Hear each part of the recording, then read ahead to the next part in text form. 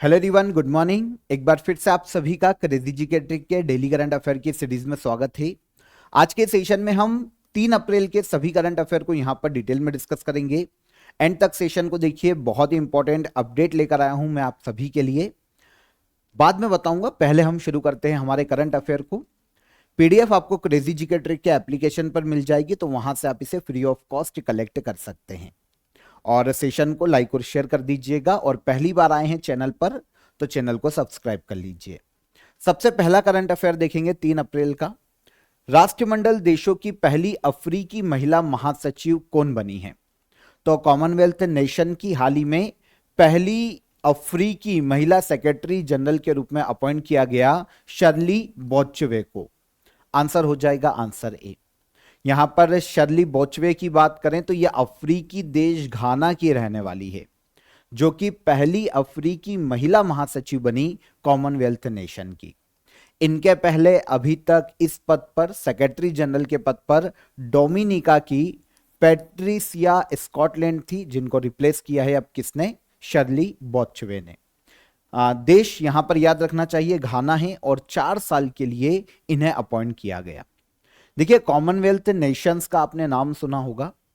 ऐसे देश जो कि कभी ब्रिटेन के उपनिवेश रहे, उपनिवेश मतलब गुलाम, उन सभी देशों का एक संगठन है, एक राजनीतिक ग्रुप है, जिसे कॉमनवेल्थ नेशन के नाम से जाना जाता है।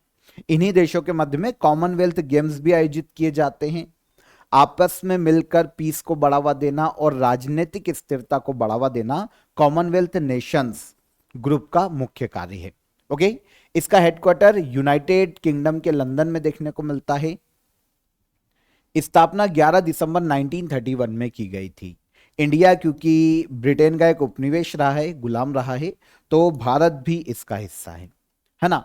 हाल ही में कॉमनवेल्थ नेशंस की नई महिला महासचिव कौन अपॉइंट की गई? तो यह है शर्ली बोचवे, घाना की रहने वाली। सेकेंड इंपॉर्टेंट क्वेश्चन पर आएंगे। हाल ही में कुंभकोणम पान का पत्ता और तोवलाई फूल माला को जीआई टैग या ज्योग्राफिकल इंडिकेशन टैग दिया गया। ये दोनों ही जो उत्पाद हैं वो किस स्थान से संबंधित है?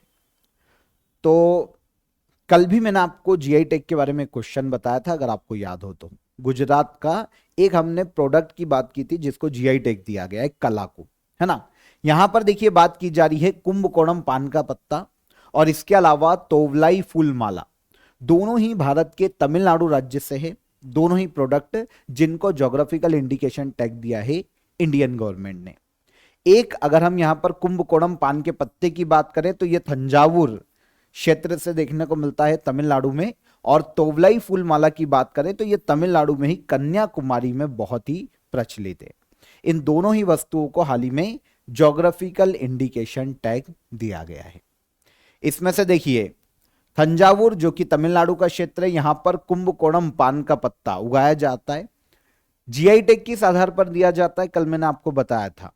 ऐसा कोई भी प्रोडक्ट जिसकी किसी स्थान विशेष की परिस्थिति के कारण, एटमॉस्फेयर के कारण, है ना, या फिर कोई कला है, तो वहीं पर अगर वो किसी विशेष गुण के कारण फेमस है, कोई भी प्रोडक्ट एक स्थान विशेष के कारण, तो उसको ज्योग्राफिकल इंडिकेशन टैग दिया जा सकता है, जिससे उस प्रोडक्ट को एक तो ग्लोबल लेवल पर पहचान मिलती है, देश में पहचान मिलती है। ऐसे प्रोडक्ट को जो भी उगाते हैं, अगर कोई एग्रीकल्चर प्रोडक्ट है, अगर उगाते हैं या बनाते हैं, तो उन लोगों को रोजगार के अवसर बढ़ते हैं, उनकी आर्थिक उन्नति में मदद मिलती है। तो काफी सारे कारण हैं किसी भी प्रोडक्ट को जीआई टैग दिए जाने के। तो 2 प्रोडक्ट अभी तमिलनाडु के जिनको जीआई टैग दिया गया, कुंभकोणम पान का पत्ता तंजावुर से और तोवलाई फूल माला भारत के तमिलनाडु में ही कन्याकुमारी में बनाई जाती है। अब देखिए, इसमें से कुंभकोणम पान का पत्ता अपनी कोमलता के लिए और उसकी जो विशेष सुगंध है उसके लिए जाना जाता है ना। वैसे पान के पत्तों में अलग अलग क्षेत्र के जो पान के पत्ते होते हैं बहुत ही फेमस होते हैं, अलग अलग परिस्थिति के आधार पर, एटमॉस्फेयर के आधार पर, है ना, वहां का जो वातावरण है, जो इन्वायरमेंट है, उस आधार पर उनमें अलग अलग किस्म की आपको सुगंध देखने को मिलेगी, है ना, एक बहुत ही शानदार महक देखने को मिलेगी। तो यही एक गुण कुंभकोणम पान के पत्ते में भी है। और तोवलाई फूल माला एक पर्टिकुलर कन्याकुमारी में ही बनाई जाती है, तो उसे भी जीआई टैग दिया गया। इस तरीके से तमिलनाडु के अभी तक 62 ऐसे प्रोडक्ट थे जिनको जीआई टैग से सम्मानित किया जा चुका है।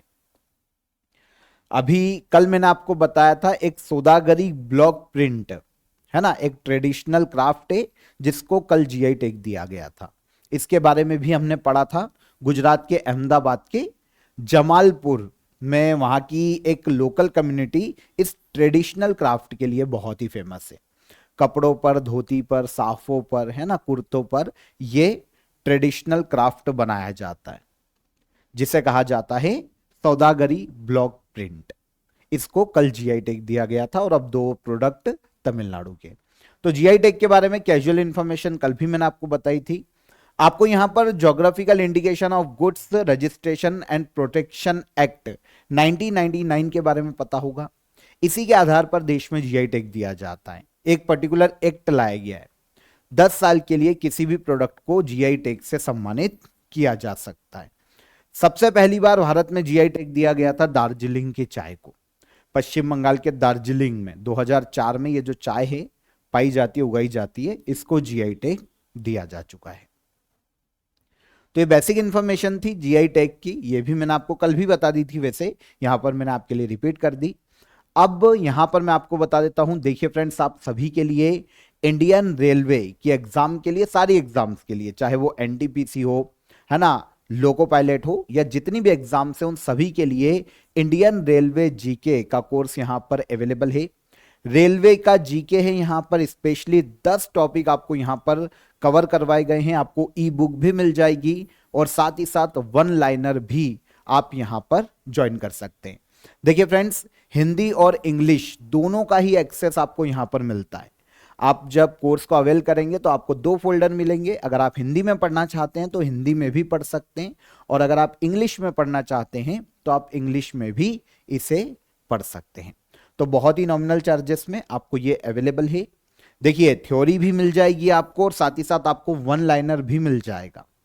पूरी डिटेल मिल जाएगी इन 10 टॉपिक की। जैसे पूरा रेलवे से रिलेटेड जीके, ध्यान रखिएगा, 10 टॉपिक यहां पर हमने कवर किए हैं।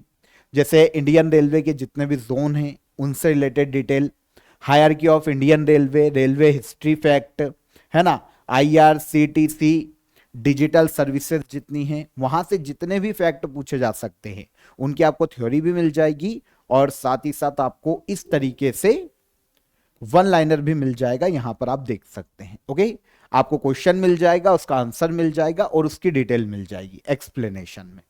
तो आप ज्वाइन कर सकते हैं इसको।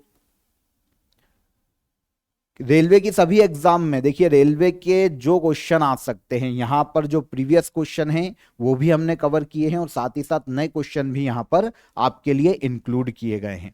तो ध्यान रखिएगा, आप इसे अवेल कर लीजिए। डिटेल में स्किल मैंने आपको लिंक दे दी है। इसके अलावा आप सभी के लिए मेंटरशिप प्रोग्राम शुरू होने वाला है 10 अप्रैल से, जहां पर देखिए आपका 90 डेज मेंटरशिप प्रोग्राम है। डेली स्टडी प्लान आपको यहां पर मिलेगा। देखिए, क्या होता है कि केवल पढ़ते जाने इसका कोई सॉल्यूशन नहीं होता है। क्या पढ़ना है एग्जाम के लिए जिससे हमारी एग्जाम हम क्रैक कर पाए, ये इंपॉर्टेंट होता है। तो 3 चीजें आपको यहां पर पता चलेगी। एक तो आपको डायरेक्शन मिलेगा, आपको डिसिप्लिन मिलेगा, और सेकेंड डायग्नोसिस। ओके, आपको पता चलेगा कि आपका कौन सा ऐसा सब्जेक्ट है जो कि आपका बहुत ही पावरफुल है, जिसमें आपकी कमांड बहुत अच्छी है, और कौन सा सब्जेक्ट है जो कि आपका वीक है। तो इन सभी के बारे में आपको इस प्रोग्राम में पता चलेगा। प्रॉपर आपको एक स्टडी प्लान दिया जाएगा, आपको क्या क्या पढ़ना है, कब कब पढ़ना है, ये सब आपको यहां पर पता चलेगा इस प्लान में। आपको क्रेजी जीके ट्रिक के यूट्यूब प्लेटफॉर्म पर अक्षय सर का वीडियो अवेलेबल है, वहां पर आप पूरे मेंटरशिप प्रोग्राम को समझ सकते हैं। 90 डेज का मेंटरशिप प्रोग्राम है, बहुत ही नॉमिनल प्राइजेस में आपके लिए रखा गया है। यहाँ पर जो सीरियस स्टूडेंट है ना, वही से ज्वाइन करें। अदर जो स्टूडेंट है वो ज्वाइन मत करना, क्योंकि ये बहुत ही आपको फायदा करने वाला है आपके एग्जाम के लिए। तो देखिए, सीरियस स्टूडेंट ही ज्वाइन कीजिएगा, क्योंकि अगर आप सीरियस नहीं है तो ये आपके किसी काम का नहीं रहेगा। ठीक है, तो 10 अप्रैल से शुरू होगा। कोई भी आपको क्वेरी है इससे रिलेटेड तो आप हेल्पलाइन नंबर पर कॉल कर लीजिएगा, ये आपको पता चल जाएगी, है ना। इसके अलावा नवरात्रि की सेल आपके लिए चल रही है अभी भी क्रेजी जीके ट्रिक और रूट एप्लीकेशन पर। अप टू 90% तक ऑफ आपको सभी कोर्सेज पर मिल जाएगा। तो आप एप्लीकेशन को विजिट कीजिए, दोनों एप्लीकेशन को, वहां से आप जो भी कोर्स आपके एग्जाम ओरिएंटेड कोर्सेस है आप अवेल कर सकते हैं बहुत ही नॉमिनल प्राइस में। चलिए अगला क्वेश्चन देखेंगे, तब तक हम शिशु वाटिका पहल किस राज्य में लाई गई है। यहां पर हम शिशु वाटिका पहल की बात करते हैं तो इसे लाया गया है किसके द्वारा, हाल ही में ओडिशा सरकार के द्वारा। ओडिशा में जो प्राइमरी स्कूल्स हैं उनमें स्पेशली इस योजना को लागू किया गया है 2 अप्रैल 2025 को। नाम क्या दिया गया, शिशु वाटिका स्कीम। इसके तहत होगा ये कि जो प्राइमरी स्कूल के स्टूडेंट हैं उनको एजुकेशन की ओर आकर्षित करने के लिए, स्कूलों की ओर आकर्षित करने के लिए यहां पर कुछ प्रोग्राम चलाए जाएंगे। फॉर एग्जाम्पल 5 से 6 साल के जो बच्चे हैं उनके लिए शिशु वाटिका नाम से स्पेशल क्लासेस लगाई जाएगी। जो लर्निंग करवाई जाएगी उनको वो खेलों के माध्यम से करवाई जाएगी, मतलब खेल खेल में उनको सिखाया जाएगा, उनकी पढ़ाई को और ज्यादा मजेदार बनाया जाएगा। इसके अलावा उनका स्वागत किया जाएगा ट्रेडिशनल तरीकों से बच्चों का, ताकि उनका पढ़ाई में मन लगे, और टीचर्स के लिए भी ट्रेनिंग प्रोग्राम यहां पर चलाया जाएगा ताकि वो बच्चों को बहुत ही इफेक्टिव तरीके से सिखा सकें, पढ़ा सकें। तो इसे नाम दिया गया है ओडिशा में शिशु वाटिका इनिशिएटिव या स्कीम। किस राज्य की है, क्वेश्चन हमारा ये है, तो ओडिशा सरकार की स्कीम है। ओडिशा के अगर हम यहां पर कैजुअली फैक्ट देखते हैं तो ओडिशा की कैपिटल है भुवनेश्वर, यहां के गवर्नर हैं कंभमपति हरिबाबू, सीएम के पद पर है मोहन चरण मांझी। ओडिशा में विधानसभा सीटों की बात करें तो यह है 147। ठीक है, गवर्नर हो गए कंभमपति हरिबाबू, सीएम हो गए मोहन चरण मांझी। ओडिशा में विधानसभा की सीटें हो गई 147, लोकसभा की सीटें हो गई 21 और राज्यसभा की सीटें हैं वर्तमान में 10। 1 अप्रैल को सीबीआई का कौन सा स्थापना दिवस मनाया गया है। 1 अप्रैल को सीबीआई का स्थापना दिवस मनाया गया 62वां। सीबीआई जानते हैं, सेंट्रल ब्यूरो ऑफ इन्वेस्टिगेशन। इसे एक क्वेश्चन यहां से आता है कि किसे पिंजरे में बंद तोता कहा जाता है, तो सीबीआई को कहा जाता है। ये एक सेंट्रल इन्वेस्टिगेशन एजेंसी है ना, सेंट्रल ब्यूरो ऑफ इन्वेस्टिगेशन इसका नाम है। जो भारत में अपराध होते हैं बड़े, उनकी जांच के लिए या फिर आपराधिक मामले या आतंकवादी मामलों की जांच के लिए सीबीआई काम करती है।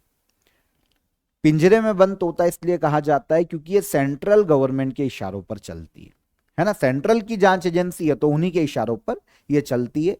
कभी कभी जो पॉलिटिकल पार्टी होती है ना वो इसका मिसयूज भी करती है, अपनी जो अपोजिशन पार्टीज होती है उनके खिलाफ, है ना, उनके खिलाफ जांच करवा ली किसी की भी सीबीआई से, तो इसीलिए इसको पिंजरे में बंद तोता कहा जाता है। सीबीआई की स्थापना की गई थी 1 अप्रैल 1963 में और अभी इसका 62 फाउंडेशन डे सेलिब्रेट किया गया 1 अप्रैल को। तो आंसर हमने ले लिया, 62 फाउंडेशन डे मनाया गया सीबीआई का, है ना। इंडियन गवर्नमेंट की एक जांच एजेंसी है, हेडक्वार्टर नई दिल्ली में देखने को मिलता है। डायरेक्टर जनरल हैं वर्तमान में प्रवीण सूद और पहले डायरेक्टर जनरल के पद पर थे धर्मनाथ प्रसाद कोहली, सबसे पहली बार। आगे आ जाए। हर साल यूनाइटेड नेशन के द्वारा विश्व ऑटिज्म अवेयरनेस डे कब मनाया जाता है। विश्व ऑटिज्म अवेयरनेस डे यह हर साल मनाया जाता है 2 अप्रैल को। ऑटिज्म है ना, एक प्रकार की डिसीज है, दिमाग से संबंधित बीमारी है, ये ब्रेन से संबंधित डिसीज है, जिसमें होता क्या है, जो भी इस डिसीज का शिकार है वो नॉर्मली जो आम बच्चे होते हैं ना उनसे अलग होता है ना, अलग दिखाई देता है, वो दुनिया को भी अलग नजरिए से देखता है, जिसके कारण क्या होता है वो थोड़ा डरा डरा रहता है, सहमा सहमा रहता है, लोगों से अलग थलग रहता है, मेल जोल कम बढ़ाता है ना। आपने बच्चे देखोगे बहुत गुमसुम रहते हैं, डरते हैं बाहर निकलने में, मतलब उनका जो घर है या परिवार है वो ही पूरी दुनिया होती है। तो ये एक प्रकार की ब्रेन डिसीज है, दिमाग से संबंधित बीमारी है, जिसे कहा जाता है ऑटिज्म। तो इससे क्या होता है, जो समाज है ना हमारा, जो हमारी सोसाइटी है वो सीरियस लेती नहीं है, इन चीजों को। एक्चुअल में बहुत ही क्रिटिकल कंडीशन हो सकती है किसी बच्चे के लिए, किसी व्यक्ति के लिए, पर समाज में ये नॉर्मल है, यार ये बच्चा थोड़ा सा इंट्रोवर्ट है, ये बोल के टाल दिया जाता है। पर आपको समझना पड़ेगा ये ब्रेन से संबंधित डिसीज है। इसी के प्रति लोगों को अवेयर करने के लिए वर्ल्ड ऑटिज्म अवेयरनेस डे मनाया जाता है 2 अप्रैल को। लोगों को इसके प्रति जागरूक करना बहुत जरूरी है। पहली बार 2007 में यूनाइटेड नेशन जनरल असेंबली के द्वारा यह शुरू किया गया था। 2 अप्रैल को हर साल मनाया जाता है। 2025 की थीम की बात करें तो advancing neuro diversity and the United nation sustainable development goals 2025 की थीम है। 2024 में एम्पावरिंग ऑटिस्टिक वॉइसेस थीम रखी गई थी 2024 में। इसका हिंदी होता है ऑटिस्टिक आवाजों को सशक्त बनाना। वैसे थीम इंग्लिश में पूछी जाती है तो इंग्लिश में ही आप याद रखो। एक प्रकार की न्यूरोलॉजिकल डिसऑर्डर है जिसे ऑटिज्म के नाम से जाना जाता है। तो वर्ल्ड ऑटिज्म डे कब मनाया जाता है? 2 अप्रैल को ऑब्जर्व किया जाता है। आगे आ जाए। सेना कमांडरों का सम्मेलन 2 से लेकर 4 अप्रैल 2025 तक कहां आयोजित किया जा रहा है? 1 से लेकर 4 अप्रैल तक कहां आयोजित किया जा रहा है? तो हमारे जो सेना के कमांडर है उनका एक सम्मेलन आयोजित किया जा रहा है भारत की राजधानी नई दिल्ली में। नई दिल्ली में इसका आयोजन हो रहा है। इसमें होगा क्या कि सेना के सभी सीनियर जो कमांडर हैं वो यहां पर पार्टिसिपेट कर रहे हैं। वैसे हर 2 साल में इसका आयोजन किया जाता है, तो अभी 1 से लेकर 4 या 5 अप्रैल तक इसका आयोजन किया जाएगा। अब नेशनल सिक्योरिटी स्टेटस का आंकलन करना कि भाई कहां कमी है और किन चीजों को हमको स्ट्रांग करना चाहिए, हमारी जो सैन्य तैयारियां हैं वो कैसी है, हमारी जो स्ट्रेटजी है किसी भी वॉर के समय में वो कैसी है, या फिर वॉर हो जाता है तो हम कैसे प्रिपेयर हैं या नहीं हैं, इन सभी चीजों पर चर्चा करना। ऑपरेशनल प्रायोरिटीज पर चर्चा करना मुख्य उद्देश्य है आर्मी कमांडर कॉन्फ्रेंस का, जिसका आयोजन किया गया कहां पर? नई दिल्ली। अभी ये कंटिन्यू है, किया जा रहा है। 2 साल में एक बार इसका आयोजन किया जाता है। अब यहां पर देखिए, हमें हमारे जो सेना के चीफ है, तीनों जो हमारी आर्मी है उनके चीफ के बारे में हमको पता होना चाहिए। पहले तो chief of the army staff की बात करें, सैन्य प्रमुख जनरल उपेंद्र द्विवेदी हैं वर्तमान में। Chief of the air staff की बात करें तो ये हैं air chief marshal Amarpreet Singh, और chief of the naval staff की बात करें तो ये हैं एडमिरल दिनेश के त्रिपाठी। तो ये तीनों चीफ यहां पर आप पॉज करके पढ़ लेना क्योंकि ये पूछे जाते हैं। चेंज हो जाए तो अपडेट कर लेना, वैसे मैं आपको बता ही दूंगा, लेकिन एक बार इनको देख लेना। आगे बढ़िए। ट्रिपल एलिमिनेशन इनिशिएटिव पहल किस राज्य द्वारा लॉन्च की गई? ट्रिपल एलिमिनेशन इनिशिएटिव 3 डिसीज को खत्म करने के लिए एक प्रकार का इनिशिएटिव है जिसे शुरू करने का श्रेय दिया जाता है पश्चिम बंगाल राज्य को, है ना। तो ट्रिपल एलिमिनेशन इनिशिएटिव से ही डायरेक्ट क्वेश्चन आएगा अगर आपको एग्जाम में आता है। पश्चिम बंगाल राज्य का एक इनिशिएटिव है, इसे वैसे पहले लॉन्च किया जा चुका है। अगर हम इसकी शुरुआत देखें ना तो यह अप्रैल 2024 में की गई थी। तब पश्चिम बंगाल के केवल 4 जिलों में से लागू किया गया था, लेकिन क्योंकि वहां पर यह पायलट प्रोजेक्ट के तहत बहुत ही सफल रहा तो अब इसे पश्चिम बंगाल के पूरे 23 जिलों में लागू किया जाने वाला है, क्योंकि पॉजिटिव रिस्पॉन्स इसका देखने को मिला है। HIV, सिफिलिसिस और हेपेटाइटिस बी, है ना। तो इन 3 डिसीज को यहां पर खत्म करने की बात की जा रही है। HIV, सिफिलिस और हेपेटाइटिस बी, तो तीनों ही जानलेवा बीमारियां हैं। अगर टाइम पर इनका इलाज नहीं मिलता है तो इनको खत्म करना प्लान है वेस्ट बंगाल का। तो ट्रिपल एलिमिनेशन इनिशिएटिव को इन्होंने लॉन्च किया है। देखिए, WHO इसमें इन्वॉल्व है पश्चिम बंगाल गवर्नमेंट के साथ, और एक NGO बोल सकते हैं वो भी इन्वॉल्व है। लेकिन यहां पर 2 जो मेन जिन्होंने इसे शुरू किया, एक तो पश्चिम बंगाल राज्य और एक WHO जो कि एक इंटरनेशनल ऑर्गेनाइजेशन है। तो यहां पर हम WHO की बात करेंगे। यूनाइटेड नेशन की एक एजेंसी है WHO, है ना। उद्देश्य दुनिया भर में लोगों के स्वास्थ्य को और बेहतर बनाना। हेल्थ के सेक्टर में पूरे वर्ल्ड के देशों में ये काम करती है। यूनाइटेड नेशन की एजेंसी है। स्थापना की गई थी 7 अप्रैल 1948। 194 कंट्रीज इसकी मेंबर है। स्विट्जरलैंड के जेनेवा में इसका हेडक्वार्टर है। और टेड्रोस एडनॉम घेब्रेसस वर्तमान में इसके डायरेक्टर जनरल के पद पर हैं। तो WHO की डिटेल हो गई। अब यहां पर वेस्ट बंगाल, कैपिटल क्या है? कोलकाता। CV आनंद बोस वर्तमान में यहां के गवर्नर के पद पर हैं। ममता बनर्जी जो कि TMC की है, तृणमूल कांग्रेस, ये है CM के पद पर। यहां पर विधानसभा की सीटें हैं 294 और राज्यसभा की सीटें हैं 16 और लोकसभा की सीटें हैं 42 पश्चिम बंगाल में। नीति NCAER states economic forum portal का इनॉग्रेशन किसके द्वारा किया गया? तो इनॉग्रेशन नीति NCAER स्टेट्स इकोनॉमी फोरम, इसका इनॉग्रेशन करने का श्रेय दिया जाता है भारत की वित्त मंत्री या फाइनेंस मिनिस्टर निर्मला सीतारमण को। इन्होंने दिल्ली में इसका इनॉग्रेशन किया। देखिए यहां पर आपको NCAER को समझना पड़ेगा कि ये क्या है, फिर हम बाद में फोरम की बात करते हैं। देखिए, national council of applied economic research, राज्यों की इकोनॉमी पर रिसर्च करने वाला एक बॉडी है इंडिया में, national council of applied economic research. इसने और नीति आयोग ने मिलकर एक पोर्टल विकसित किया है जिसे नाम दिया गया नीति NCAER स्टेट इकोनॉमिक फोरम। उद्देश्य क्या है? भारत में जितने भी राज्य ना, उनके फाइनेंस पर ये एक ऑथेंटिक डेटा सोर्स है। राज्य के फाइनेंस पर ऑथेंटिक डेटा देने के लिए इसे बनाया गया है, जिससे राज्यों को अपने जो डेट है उसको मैनेज करने में, डेट मैनेजमेंट में और रेवेन्यू को इंक्रीज करने में मदद मिले।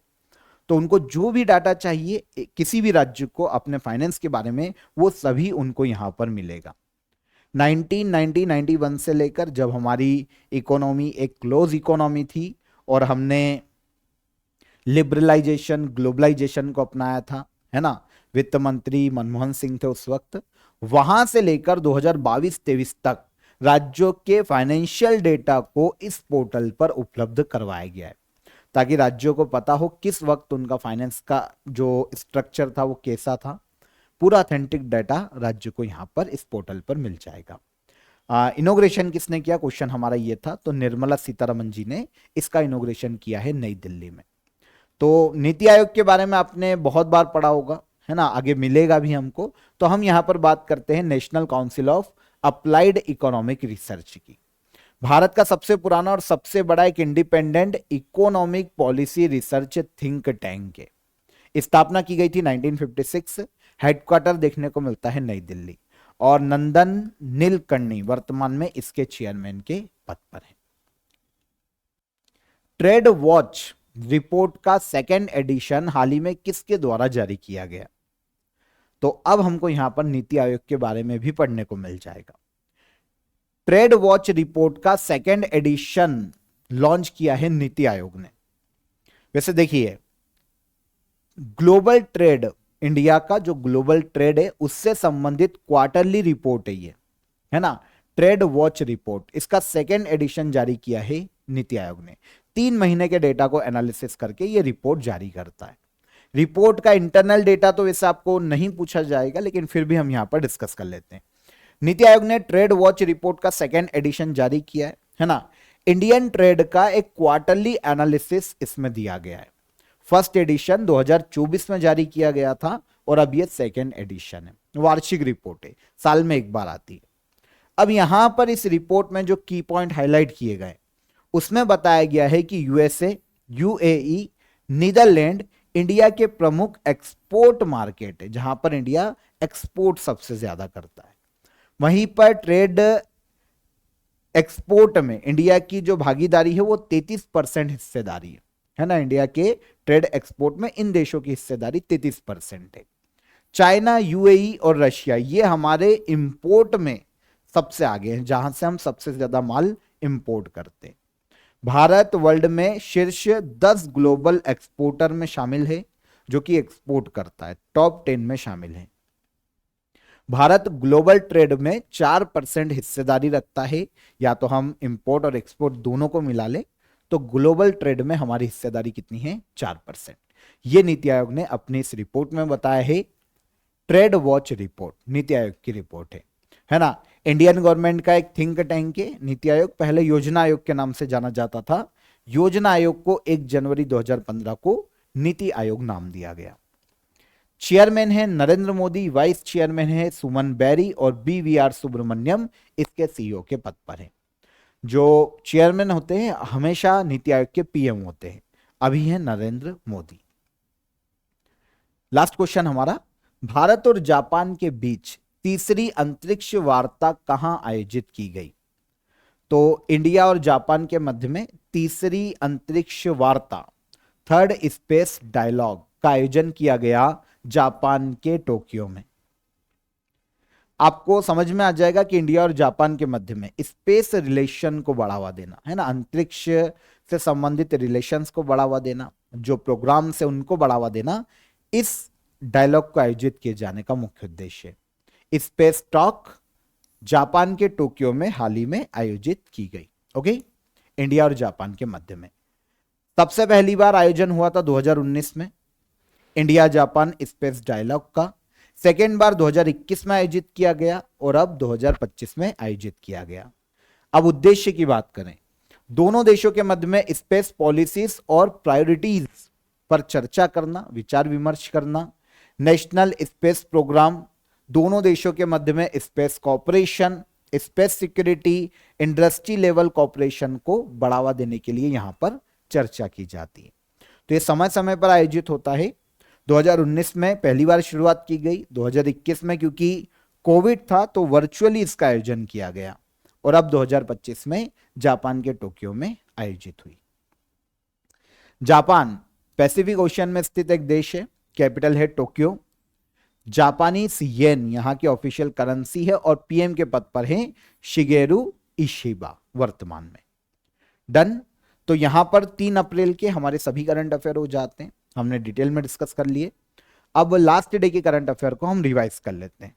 देखें, सौदागरी ब्लॉक प्रिंट अभी बताया मैंने आपको, GI टैग दिया गया, किस राज्य से संबंधित है? तो यह संबंधित है कहां से? भारत के गुजरात राज्य से। सरहुल उत्सव मुख्य रूप से किस राज्य में मनाया जाता है? यह मनाया जाता है भारत के झारखंड राज्य में, सरहुल उत्सव। वंदना कटारिया ने संन्यास की घोषणा की, यह किस खेल से संबंधित है? यह संबंधित है हॉकी खेलों से। The great conciliator Lal Bahadur Shastri and the transformation of India book को किसके द्वारा लिखा गया? बुक लिखने का श्रेय दिया जाता है संजीव चोपड़ा को।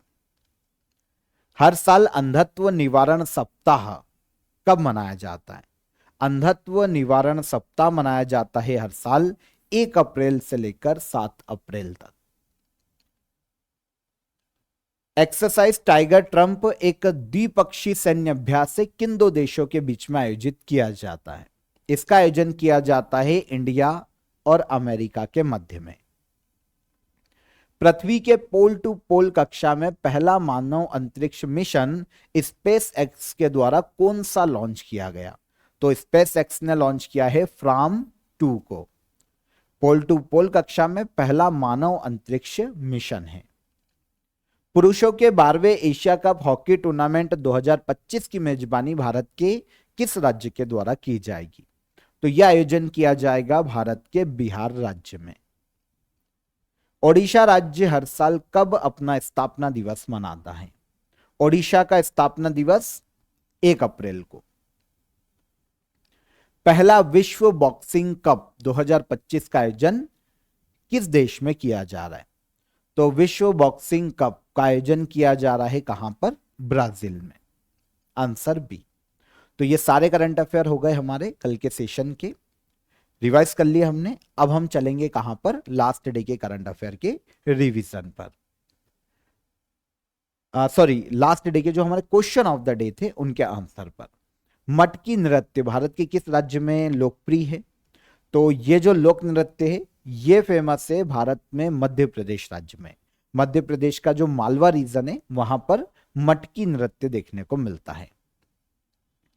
1976 में भारत का पहला महिला अंतर्राष्ट्रीय टेस्ट क्रिकेट मैच आयोजित किया गया था कर्नाटक के बेंगलुरु में। और गरीबी रेखा के नीचे के लोगों को स्वास्थ्य बीमा प्रदान करने के लिए राष्ट्रीय स्वास्थ्य बीमा योजना को लॉन्च किया गया था 1 अप्रैल 2008 को। तो ये सारे हमारे कल के क्वेश्चन ऑफ द डे के आंसर हो गए। अब आज के question of the day, Tadoba national park Bharat के किस राज्य में स्थित है? सल्तनत काल में भारत की पहली महिला शासिका कौन थी? और 1912 में भारतीय राष्ट्रीय कांग्रेस का अधिवेशन कहां पर या किस राज्य में आयोजित किया गया था? तीनों ही क्वेश्चन कमेंट बॉक्स में आंसर कीजिएगा, इंपॉर्टेंट है। सेशन कैसा लगा ये भी बताइए। पसंद आया हो तो लाइक और शेयर कर दीजिएगा। चैनल पर पहली बार आए हैं तो चैनल को सब्सक्राइब कर लीजिए। कल फिर मुलाकात करेंगे नेक्स्ट डे के करंट अफेयर में।